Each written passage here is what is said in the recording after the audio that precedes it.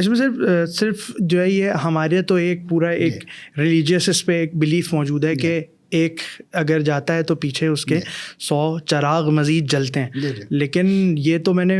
Times of Israel کے blog میں بھی پڑھا, غالباً ڈیوڈ کیریس اس جو ہے وہ اینالسٹ کا نام تھا, اس نے کہا کہ آپ نے ابھی صرف فرنٹ لائن پہ جو ہے کچھ لوگوں کو کیا ہے, آپ کو نہیں پتا سیکنڈ لائن, تھرڈ لائن اور کتنے اور ٹائرز موجود ہیں, اور ان کی جو ایگزسٹنس ہے وہ مزید جو ہے وہ اپلفٹ ہوئی ہے.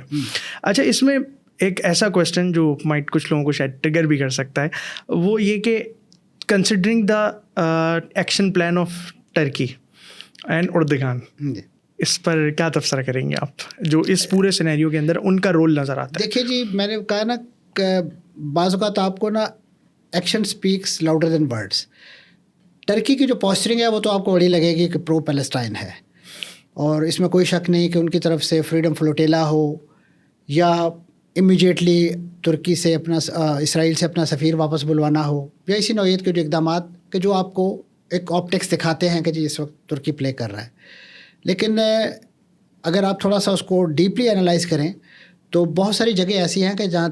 ترکی نے وہ کردار ادا نہیں کیا جو کرنا چاہیے تھا, ایکسپیکٹیشن تھی. خاص طور پہ یہ جو ہم بائیکاٹ کی بات کر رہے ہیں یا اسرائیل کو اکنامکلی ہٹ کرنے کی بات کر رہے ہیں, اس محاذ پہ ترکی سے بہت زیادہ سہو بھی ہوا ہے, بلکہ میں سمجھتا ہوں کہ پالیسی غلطیاں ہوئی ہیں. یعنی ابھی ریسنٹلی یہ بات کی گئی کہ ہم نے ترکی کے اسرائیل کے ساتھ ٹریڈ بند کر دیا ہے, تو اس کا ایک توڑ یہ نکالا گیا کہ جو ترکی سے مال ہے وہ ویسٹ بینک میں مختلف کمپنیاں رجسٹر کر کے, یعنی جو فلسطینی کا ایک حصہ ہے مقبوضہ جو بھی فلسطین کا جی, وہاں پہ ان کو بیس کر کے وہاں بھیجا گیا, اور اس کے بعد وہاں سے ٹرکوں میں لاد کے اسرائیل بھجوا دیا گیا. اس میں 2 طرح کا فائدہ ہوا, ایک تو وہ تجارت دبے کھاتے چلتی رہی, دوسرے نمبر پہ آپ اسرائیل کے براہ راست ٹیرف سے بھی بچ گئے کہ آپ نے مال تو فلسطین بھیجا تھا. ایگزیکٹلی. تو یہ وہ تلخ حقائق ہیں.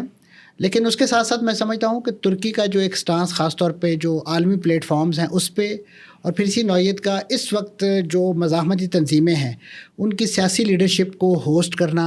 ان کو ایک پلیٹ فارم فراہم کرنا, خاص طور پہ جو ٹریول فیسلٹیز کہہ لیجیے, اس وقت بھی بڑے تعداد میں آپ کو جو فلسطین کی مزاحمتی تحریک کے جو نمائندے ہیں, جو آفس بیرر ہیں, وہ اگر کہیں کہ سیفلی ٹریول کر رہے ہیں یا کر سکتے ہیں تو وہ اس وقت ترکی ہی ہے. ادروائز اردن سے ان کو نکالا گیا, شام میں گئے,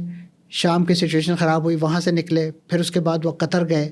قطر بھی ظاہر ہے ایک حد تک پریشر برداشت کر سکتا تھا, تو قطر نے یقیناً انہیں